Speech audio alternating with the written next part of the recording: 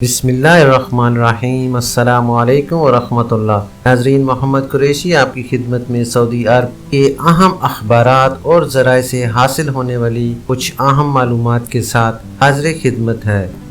ناظرین، خبروں کی اہم ڈسکشن جاری رہے گی۔ نئے آنے والے حضرات سے گزارش کروں گا کہ جنہوں نے ابھی تک میرے چینل کو لائک، سبسکرائب اور شیئر نہیں کیا، کائنڈلی وہ میرے چینل کو لائک، سبسکرائب اور بیل نوٹیفیکیشن کو اوپن کر لیں تاکہ ہر نئی آنے والی معلوماتی خبر آپ تک بر وقت پہنچ سکے۔ سعودی عرب میں غیر ملکیوں کے لیے اقامہ اور رہائشی قوانین واضح ہیں جن پر عمل کرنا سب کے لیے لازمی ہے۔ آجر اور اجیر یعنی کمپنی اور ملازم یعنی عمال کے حوالے سے بھی قوانین موجود ہیں، ان سے آگاہی ضروری ہے۔ ایک شخص نے سعودی عرب آنے کے حوالے سے سوال کیا کہ جن لوگوں نے ایک ویکسین پاکستان یا انڈیا سے لگوائی ہے اور توکلنا پر اپ ڈیٹ بھی ہے، ان کے لیے فلائٹس کب کھل رہی ہیں؟ اس حوالے سے جوازات کا کہنا ہے کہ ممنوعہ ممالک سے براہ راست سعودی عرب آنے کی ان افراد کو اجازت ہے جنہوں نے سعودی عرب جانے سے پہلے کرونا ویکسین سے بچاؤ کے لیے دونوں ویکسین لگوائی ہیں اور توکلنا پر ان کا سٹیٹس محسن یعنی اوکے کا آ رہا ہے یعنی امیون۔ ایسے افراد براہ راست سعودی عرب آ سکتے ہیں۔ ناظرین، واضح رہے کہ سعودی حکومت کی جانب سے ممنوعہ ممالک جن میں پاکستان بھی شامل ہے، ان کے اقامہ ہولڈرز کی سہولت کے لیے نومبر 2021 تک اقامہ اور خروج عہدہ ویزے کی مدت میں توسیع کرانے کے احکامات صادر کر دیے گئے ہیں، جن پر عمل درآمد مرحلہ وار طریقے سے جاری ہے۔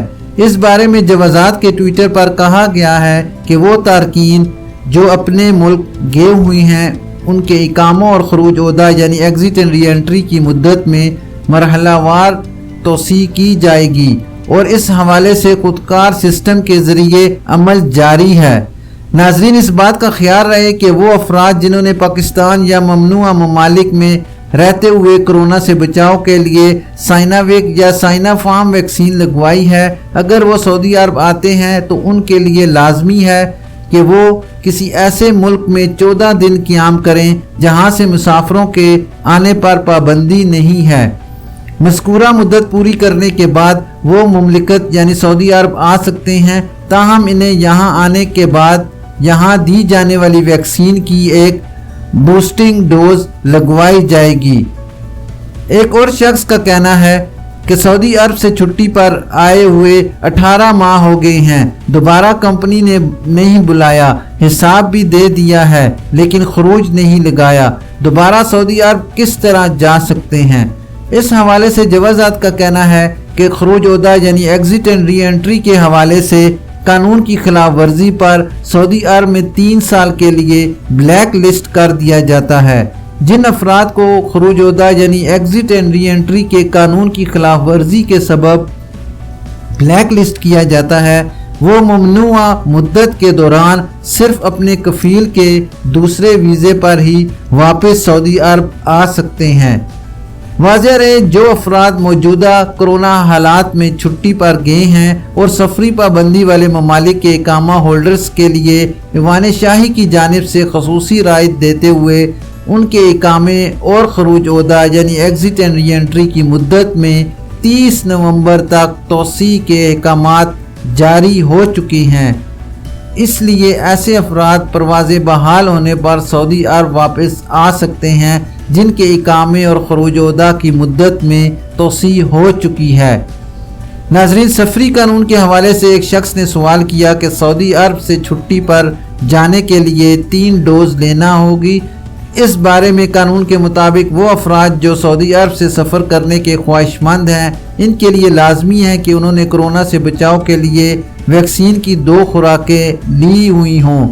ناظرین، خیال رہے کہ تیسری خوراک کے بارے میں تاحال حتمی طور پر کوئی فیصلہ نہیں کیا گیا، البتہ مخصوص بیماریوں میں مبتلا افراد کو احتیاطی طور پر کہا گیا ہے کہ انہیں ویکسین کی تیسری خوراک لگائی جا سکتی ہے، جبکہ وزارت صحت کی جانب سے عام افراد کے لیے ویکسین کی تیسری خوراک کے بارے میں غور کیا جا رہا ہے۔